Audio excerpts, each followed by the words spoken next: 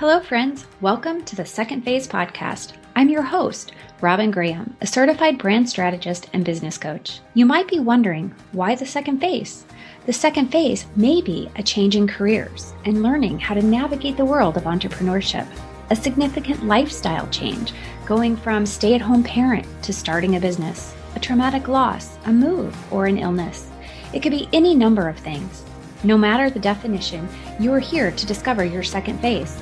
Learn about creating a personal brand that stands out and makes an impact, to grow as your authentic selves and follow your callings, values, visions, and passions, and to learn how to build a solid foundation for long-term brand and business success. Through interviews and solo episodes, we'll be diving into inspiring stories, life and business journeys of failure and success, and the strategies and tools used along the way.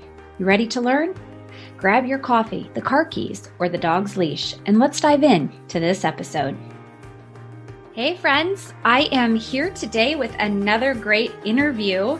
I have Stacey Isetta here with me today, and we are going to talk all about money mindset, strategies, as well as systems, and how we can ensure that our business is set up for financial success, but we also are paying ourselves and taking some money home to our families as well. So I'm very excited to have this conversation. I know even for myself, I've had some money mindset blocks over the years, and sometimes those can really hold us back. Even if the clients are flooding in, no matter what's happening in our business, those mindset blocks around money can affect us. So I am very excited to learn from Stacey, and I hope you guys will enjoy this episode as much as I'm going to enjoy the conversation.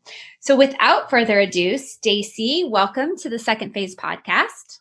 Thank you, Robin. I'm so excited to be here with you. Well, I am excited to learn all of this information from you. I am not a numbers person. So you tell me to get QuickBooks or you tell me to do the profit and loss statement, and I just cringe when those monthly sales tax, things come due. I'm just like, I have to do this. I hate it. So even myself, who loves numbers, I cringe when everything's due too, because it's just a stressful situation. You want to make sure that you get it all right and that you don't do anything wrong. And so I don't think that matters, right? We all have that fear of numbers and what those numbers do. And what I like to share is that stories are told through numbers inside your business. And so I would just love to help people understand and be more confident in their numbers so they can understand the story that their business is telling them and be more successful inside of that. Ooh, I love what you just said, that stories are told through numbers in your business, and they really are. Yeah. I'd never thought of it that way. Numbers are just another language. It's the universal language we all speak, but it could be really intimidating. So I totally get that number stress, probably 99% of us in the world. Yeah, absolutely. Okay. So Stacey, tell the listeners a little bit about you. You have had an interesting journey, and you've done what I think a lot of women have done as far as had a successful career, stayed at home to raise your babies, and then as they got older, you and your husband created another business, and then now you're looking for something for yourself again because they're grown and they don't need you as much. But yet, as women, we still need to be needed to be able to empower others, to be able to help others and serve others. And so that's what you're searching for now with this new business. So tell us a little bit about your journey. Yeah, my first phase started when I left corporate as a financial analyst and wanted to come home and be with my two children at the time, both under the age of 13 months. So a lot going on there. And my husband and I both have entrepreneurial spirits. We started a technology construction company. And for the last 18, 20 years, we have been growing that company as well as our family of 3 children, all about to turn into 2019 and 15, they're all getting very independent. And for so many years, my husband and I balanced both being parents and being business leaders, doing the soccer coach thing and basketball coach thing, being everywhere we can with them and grow a business. There have been lots of up and downs as we all experience in growing our own businesses. You start out really in rocky situations for about the first 5 years, 6 years. We found ourselves in 2008 in tremendous upheaval. The economy crashed, housing market crashed. We found ourselves with 2 homes, $1 million in debts, the line of credit on our business being called, and the IRS knocking on our door for an audit. So it was overwhelming. And at the time, I'm like, crap, let's get ourselves out of this. I put systems in place. I created new strategies that helped us grow. And for the last 5 years, we're debt-free. We're self-funded in our business. We're a $5 million company. And now that we're coming into this slump in the economy with the COVID, we have been fine. In fact, we've not hurt at all, even though there's no new income coming in because of the strategies that I put in place years ago. And I walk a different walk than a lot of people are. And I have a little bit more confidence. And I want to share that with people, not to tell my story, but to help them get to that same place. So teach them the strategies and systems that they can implement in their small businesses so that they are successful in the long run. Oh my gosh, I'm so excited. So let's dive in. So when you were in that place of, oh crap, we've got to fix this. Like, did you have mindset blocks around money? Were you tell me what was happening mentally and how you overcame any of those mindset challenges? Yeah, I think the first one, and so many people fall in this, that I thought borrowing money was okay. Like leveraging our family into owning 2 homes that we barely could afford the monthly payment for, having to have all of the things, and growing a business so fast without a strong foundation really hurt us in the short term. So once that happened, I just wanted to hold on to every dollar that I had. And I was very stingy and was just overwhelmed with the idea that I would lose all the money if I let go of that grip. The reality is you need to allow money to flow freely through you. Become debt-free so that you're not owing anybody else. You don't owe your family member. You don't owe the government. You don't owe for your car, your home. I mean, those are big goals and it takes a long time to get there. And then once you know that money is freely flowing throughout your universe and you do the right things and are responsible for them, you get more and you become more and more responsible for them. So having this mindset that the universe, money's going to come in and it's going to go out and it's all going to be okay, and just being at peace with it and not allowing it to control you, I think has been the biggest lesson that I learned through that time period in my life. Well, it's just like everything else, right? At the end of the day, there's so many things we don't have control over. No. So the more we try to control things, the less control we end up having. So I like that as a way to approach it, to just let it flow in and out. That's what it's meant to do. And the more we have, the more we can share or give or support others with too. I also like to think of it that way. Absolutely. That's my number one goal, is to be able to be that catalyst that I'm able to give most of my money away in the end, that I'm able to help other people when they're having a hard time, or fund charities or give money for research, education, supporting children in the arts. These are the goals that our family has. As we've walked through with our own children and seen how many children need to have these experiences. We have a foundation that we're building, and that's the goal, is to have this money continuously perpetuate education and the arts and opportunities for children as they grow older. And that's our own personal goal, but money just needs to flow. It just needs to come in and out of your lives, and you just be thankful for the blessings and bless others. Oh, I love that. Yeah, that's how we live too. And I think it's really important, because if you do try to hold on to it and hoard it and you're selfish about it, you're going to end up feeling miserable anyway. And I don't think you ever have a positive relationship with it when you do that. No. I mean, you don't want to end up spending it all and not being responsible either. I mean, you have to be responsible, but I think it's, like you said, let it come in and then let it flow out in a responsible way. Be responsible, be content with what you have, share the gifts that you're given. And I think those are the values that grow inside of you, and you become a happier person, and you find the value in that versus just the things that you have in your living room or the car that you drive or whatever the thing is at the moment. Yeah. Well, I just did an episode with Katie Rowley and Dale Volpe of Fox Holt, and they're in the sustainability business. And we talked a lot about this, like just be mindful of what you're purchasing. And does it have longevity for you? Or is it something that in a year you could be like, why did I buy that? And then what are you doing? You're just giving it away or throwing it away. And we're just creating a bigger mess for the environment. So, okay, I love all of that. So let's talk about these strategies. How did you go from $1 million in debt to being in a place where, money is flowing freely in and out and you're comfortable and you're confident? Well, I think for most people, they want to start with a budget. And I don't call our budgets. I call them spending plans. So giving my money permission to take care of the things that I need to take care of.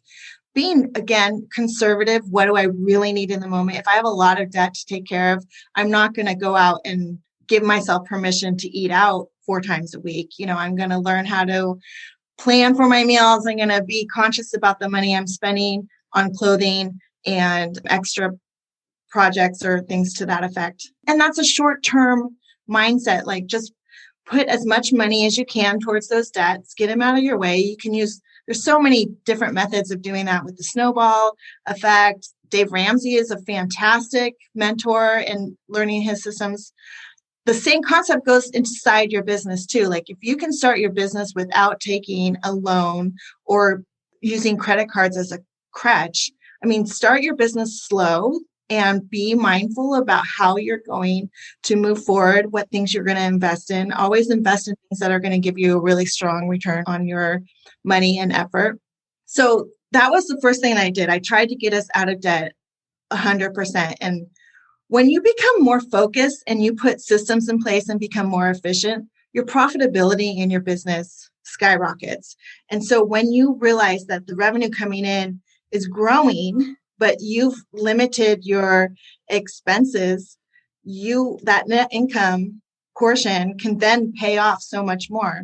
So for us, we took home very large paychecks once this started to accumulate and paid off all of our debt at home.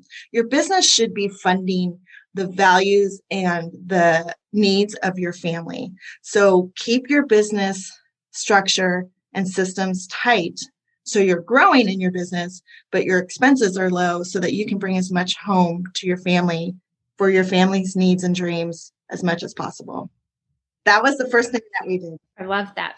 The other thing is to scale as much as you can inside your business. So once you have a steady income coming in and you're paying yourself enough to cover your expenses and needs at home, bring in team members to help you scale. You don't have to do all the things that you're not good at. You need to really focus on the things that you're the genius of. So for our company, my husband is great at the customer service piece, and I'm great at the administrative side of the business. So we gave ourselves our own jobs and brought people in to do things that we don't enjoy or are not very good at. So that helped us scale our business tremendously. So for your new small business, when you get to the point where you're bringing in revenue, bring in somebody to help you do the things that you're not great at. It could even just be as easy as hire a babysitter to come take care of your children for 3 hours a day after school so that you can dedicate that time to your business for its growth. That was a huge investment that I made while the kids were little that helped tremendously. Another thing would be to automate. You want to take your emotions and your physical triggers away from processing your money. So if you work 9 to 5, make sure that you're getting that 401k or that health savings plan automatically taken out of your bank account or your paycheck so it never hits home. So you don't ever miss that money or worry about it because you're paying yourself, you're paying for your retirement, you're paying for your medical expenses. Let your company automate that for you. But once that money does hit your bank account, automate everything else. Automate that college savings that you have for your children. Automate the bill pays so that your money is coming out of your bank account and paying for those bills right off the bat. And then you understand, like, what do you really have for that fund money and, create a spending plan around that fund money. I don't know. I just think that there's so many things and methods that you can use that work for you. You got to find what works for you, but have an end vision in mind. I love all this. So it's kind of like working backwards. So you have XYZ in debt, and then you know that you're going to bring in so much money. So just create that plan from where work backwards. Here's what we want to end up with, and here's where we are right now. And then figure out how much you have to put away each month or pay off each month to get to your goal. So I love that. And I love that you said to automate, because there's so many times where, and I think with money mindset, I've heard so many people say this, where they get so much anxiety around it.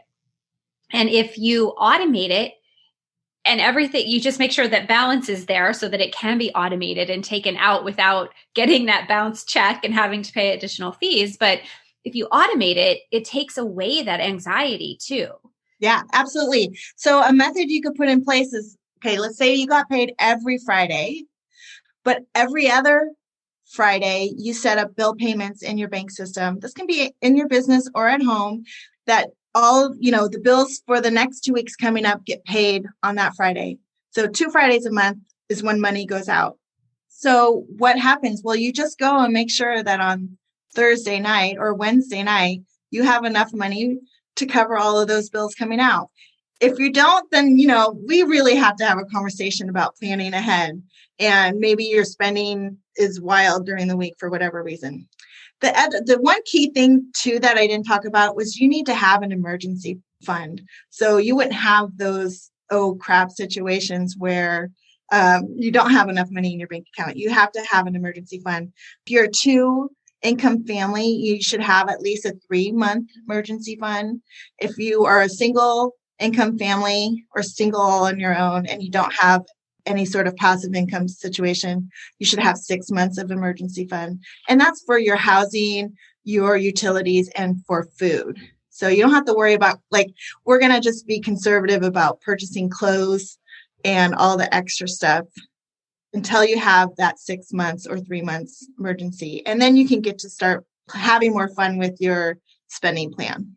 Yeah, that's something that I don't know who, but someone told my husband and I that when we first got married all those years ago. And so we've always done that. And it does give you peace of mind. So much peace of mind. I mean, once I was able to have that emergency fund in place and then really dig into my debt and make some moves, I walked differently. I showed up in relationships differently. I was a better parent. My shoulders didn't hurt all the time. My gut didn't hurt all the time. I looked healthier.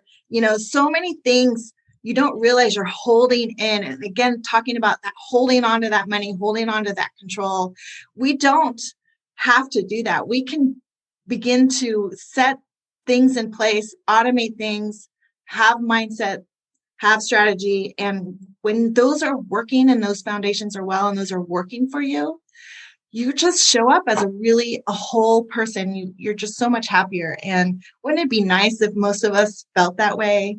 Just like so much confidence and happiness in being engaged in your relationships. Yeah, absolutely. Absolutely. And I don't know if you have thoughts on this, but I know a lot of entrepreneurs get really hung up on money and charging for things and asking for money for their services. And do you have recommendations for that? Like, as you've been working with small business owners, have you experienced that where they have mindset blocks around charging for their products and services? Oh, absolutely. I think we all suffer from imposter syndrome. So we don't really feel like we have enough worthiness to charge the things that we do have value to offer. So part of that is a confidence issue, right? We don't understand that we have tremendous value to offer others, and they're willing to pay for it. And so what you should be charging is based on your experience. So here I am stepping out this first year in the online space, and I'm not charging for anything. I'm just trying to get out there and have experiences, have conversations, show up and help people. 2 weeks ago, I started charging, right? Because I've gained the experience. I'm not just talking about the experience in this 1 year. I'm talking about the experience of 20 years of being an entrepreneur, 20 years of being in business and leadership.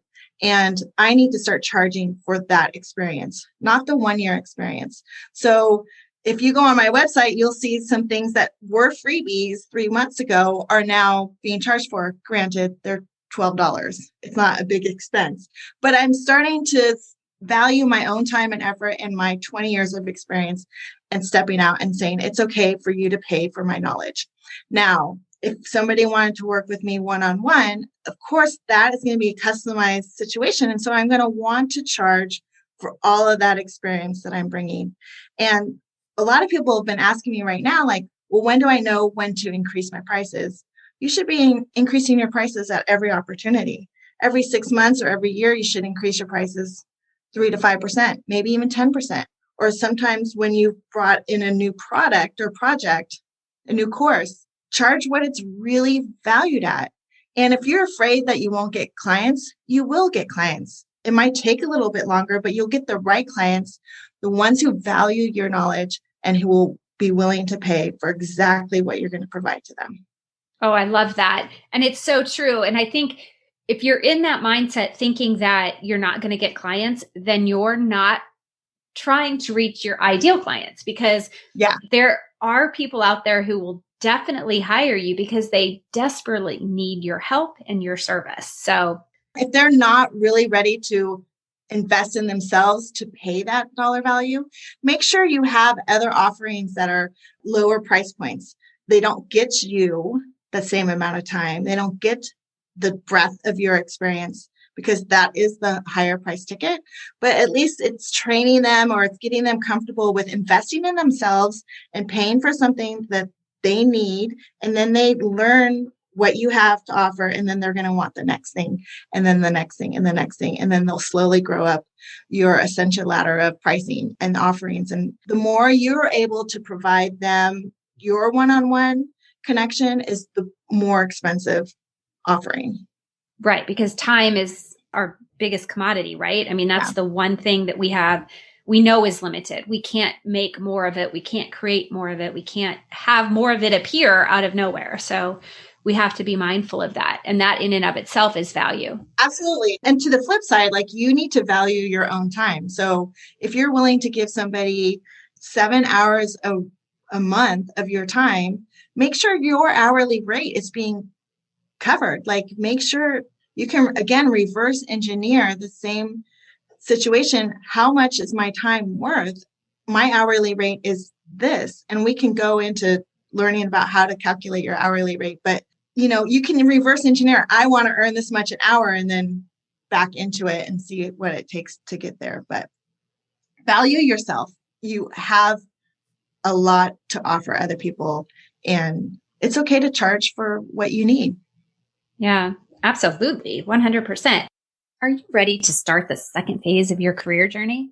Do you feel like you are drowning in and overwhelmed with information about becoming an entrepreneur? Do you wish someone could just give you the step-by-step playbook and hold your hand through the whole process and save you time, money, and energy? Are you frustrated with your lack of progress and wish there was an easier way to grow an audience or scale your business? Maybe you already have a business, but you're stuck, not growing and not getting the clients you dreamed of. In my one-to-one 6-month coaching program, we will work together to identify your niche and ideal audience, discover clarity and confidence, differentiate you from all others in your area of expertise, all while working on mindset. You'll walk away after 6 months with a strong foundation for brand and business success. You'll have access to my templates, learn email marketing, Pinterest marketing, how to blog. We'll review your website copy, and you'll even get an intro to SEO and so much more. Don't have a website? Don't worry. Through my boutique brand agency, my team and I build brands and launch businesses.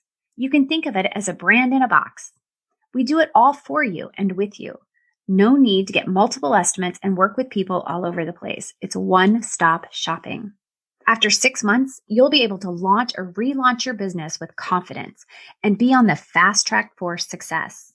No more overwhelm, frustration, be gone. When you hire me as your business coach, you don't have to build a business alone. You don't have to fail your way forward. No longer do you have to overinvest and settle for minimal results.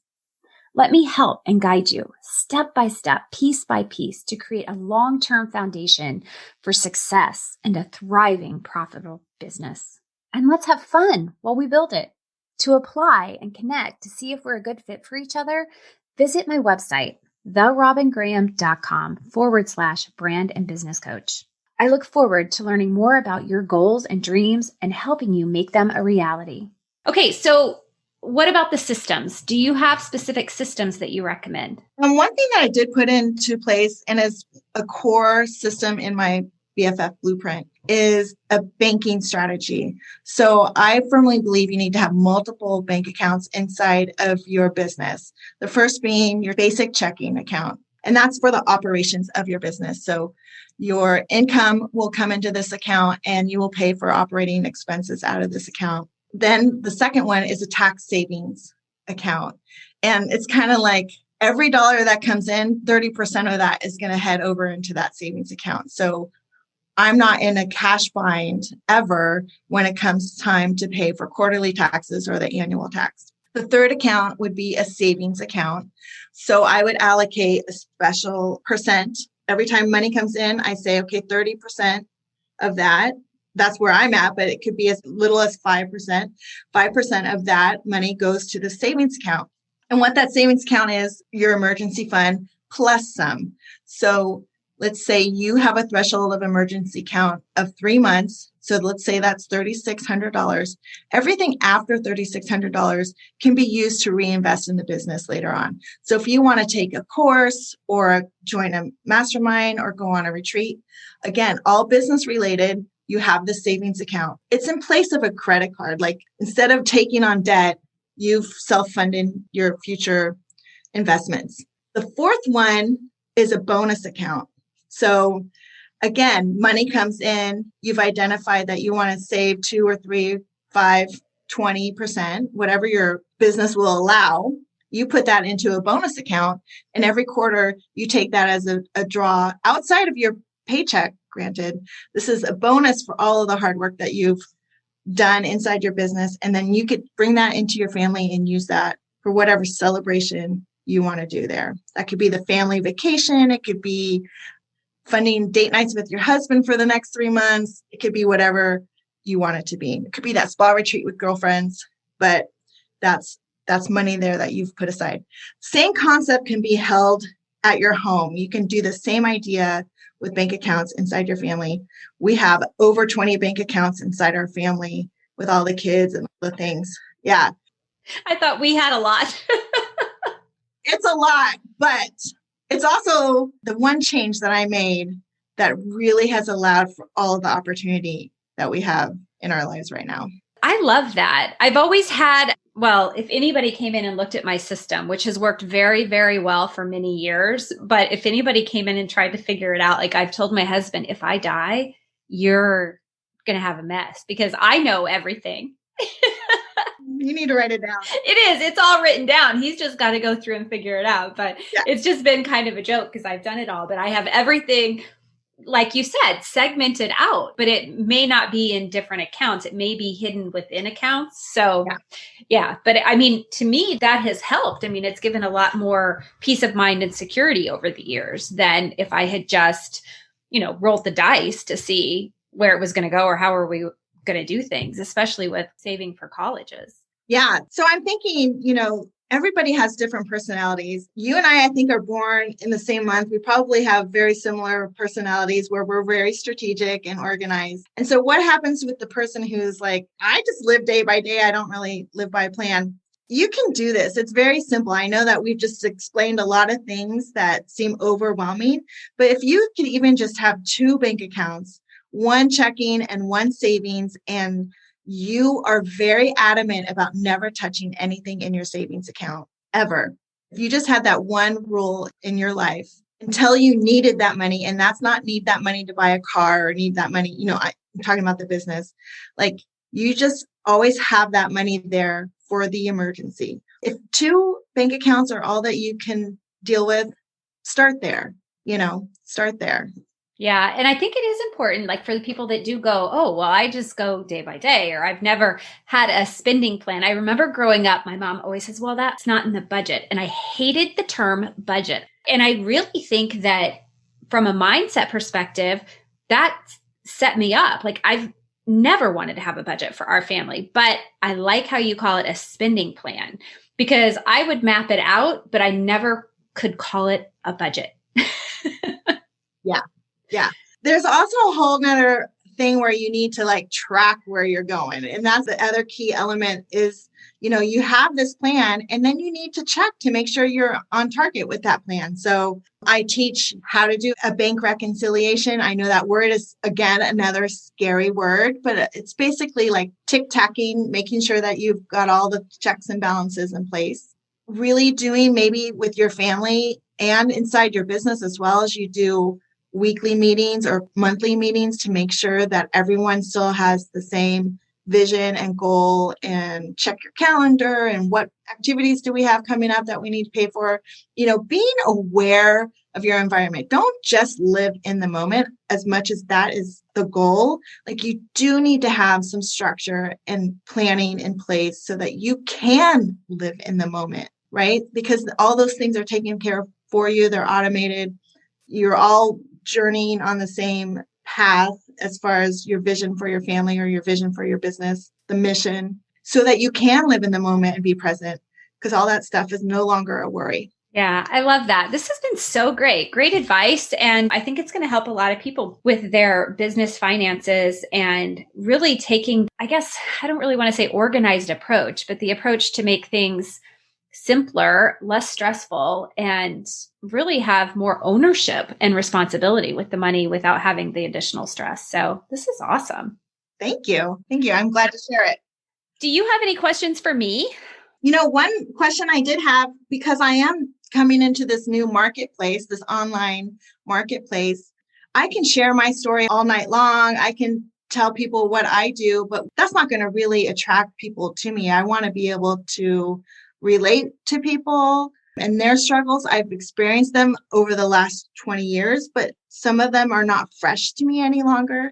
How do I grow an audience and make them be the star of the show? So here's what I'm going to say is I'm going to say you do want to tell your story because people need to connect with you. They need to understand where your expertise has come from, and they need to know that you are the expert and authority. And the only way they're going to do that is if you're telling your story.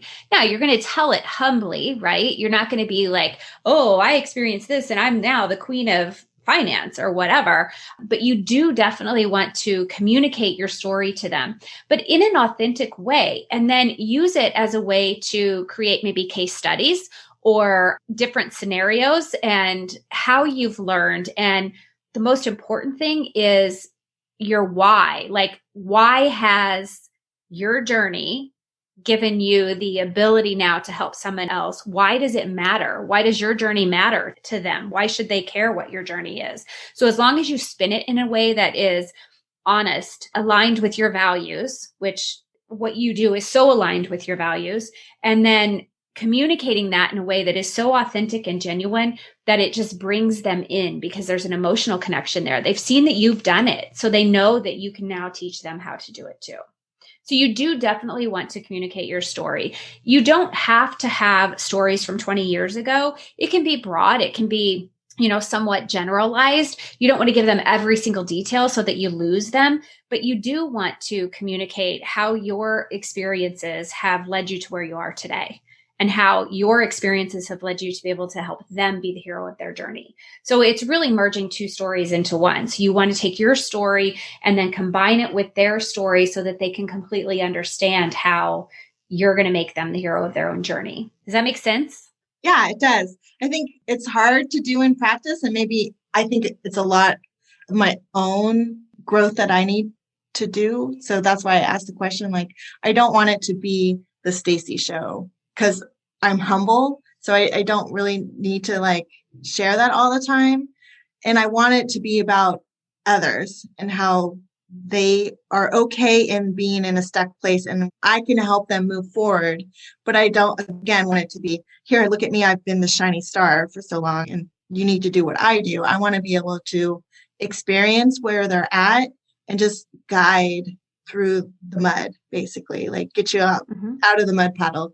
So, and that's where like your content pillars can come in. So as you're communicating with your ideal audience and creating content to put out into the world, think about, what are buckets of contents that you could communicate so that maybe one bucket is your story and it is about you. It's, the things you like, the things you do, the things that give you your expertise, the experiences you've had, your why, and, how you work, where you work, and your family life, all those kind of things. And then another bucket is the mindset piece. Another bucket is the strategy piece. Another bucket is the systems piece. And then, maybe yet another one is articles you've read related to business finance or small business success or entrepreneurship.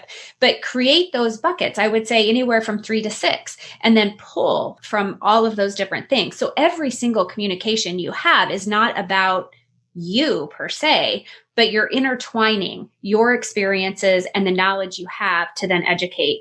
And just think about using those buckets of content as a way to educate, inspire, and entertain. Because there may be times when, you wrote a check and you didn't have the money in your bank account.